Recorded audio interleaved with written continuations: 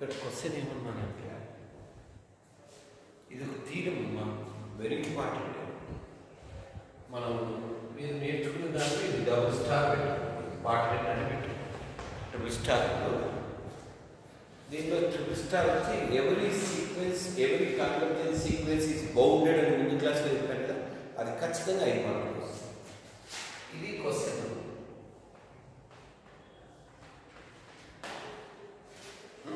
ఇక్కడ నేను ఎక్స్ప్లెయిన్ చేస్తాను. మనం ఏమనుకున్నామంటే క్వశ్చన్ ఏమన్నా show that limit n tends to infinity n through n is equal to 1.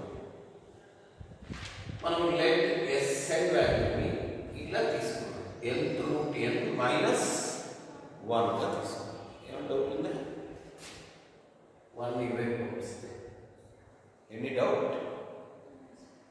Any doubt? n ఏమని రాసుకోవచ్చు అంటే 1 plus Sn whole power n లాగా రాయొచ్చు. ఓకే, దీనికి ఒక ఫార్ములా ఉంది మన దగ్గర. ఏం ఆ ఫార్ములా అంటే బైనామియల్ థీరం ఉంటుందన్నమాట. బైనామియల్ థీరం ఏంటి? n belongs to z plus అయితే ఇది formula, binomial theorem formula. 1 plus x whole power n is equal to 1 plus n into x plus n into n minus 1 by 2 factorial into x square plus and so on x power. Okay?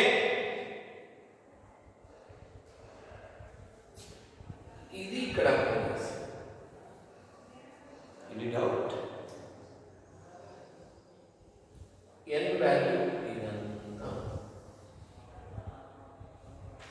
ఇప్పుడు n దీనికన్నా పెద్దదే కదా, n greater than ఈ term is.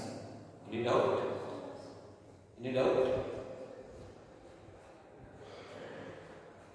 2n by n into n minus 1 greater than Sn square. Right side la ఇదే first రాస్తే Sn square less than. Any doubt?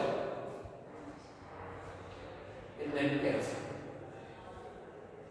Sn less than root of 2 by n minus 1. ఇక్కడ మీరు observe చేస్తే Sn అనేది always greater than or equal to 0. ఎందుకంటే n ఇక్కడ belongs to z plus అంటే n minimum value 1.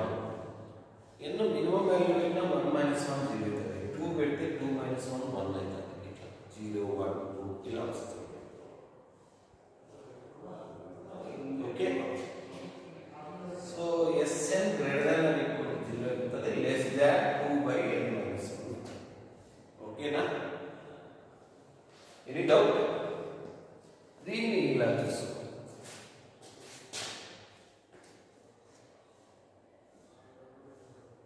mod Sn less than root of 2 by n minus 1.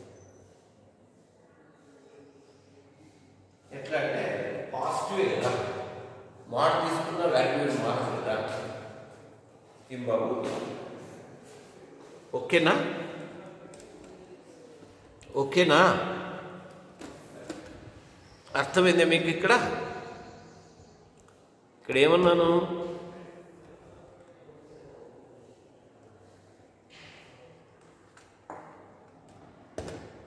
ఇక్కడ ఏమన్నానంటే Sn is equal to ఇలా రాస్తున్నాం.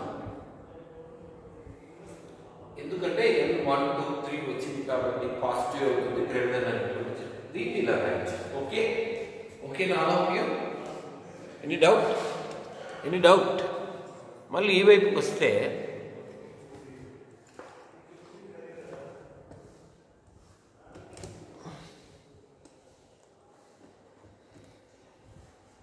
ఇది బాగా ఎక్స్ప్లెయిన్ చేయాల్సి వస్తుంది. mod Sn less than root of 2 by n minus 1 అని రాయొచ్చు. పాజిటివ్ కాబట్టి లెస్ దాన్ ఎప్సిలాన్ అనుకుంటాం. ఎందుకంటే దీని వాల్యూ ఈస్ట్ అవుతుంది. n 1 పెడితే 0 అవుతుంది, n 2 పెడితే 2 రూట్ 2, n 3 పెడితే 3 minus 1 1. దీనికన్నా ఎక్కువ ఉన్న వాల్యూ ఉంటుందా? లెస్ దాన్ ఎప్సిలాన్ అనుకుంటాం.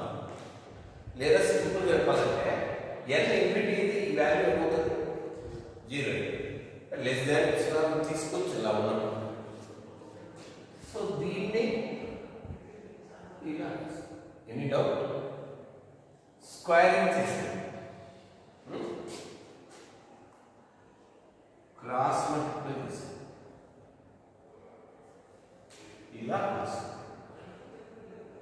Any doubt? మనం ఏం చేద్దామంటే n గ్రేటర్ దాన్ ఇలా వచ్చింది, n greater than 2/n² + 1 n బదులు m అని ఒకటి రాసుకొని ఇలా రాస్తాం. Any doubt? అప్పుడు ఏమవుతుంది, for each epsilon greater than 0 ఒక m కనుక్కున్నాం, దేర్ ఎగ్జిస్ట్ m కూడా belongs to z plus such that ఎలా ఉంటుందంటే mod Sn less than epsilon. ఇది mod Sn, దీనికన్నా ఎప్సిలాన్ కన్నా తక్కువ ఉండేది. మీరు బిలో యావరేజ్ ఉంటే మీరు ఈ 4 స్టెప్స్ ఏం రాస్తారంటే n ఇన్ఫినిటీ కదా, n ఇన్ఫినిటీ అయితే ఏమవుతుంది వాల్యూ 0 లెస్ దాన్ ఎప్సిలాన్. ఆ తర్వాత స్టెప్ ఇక్కడ Sn అంటే n through n minus 1 Sn less than epsilon. Okay,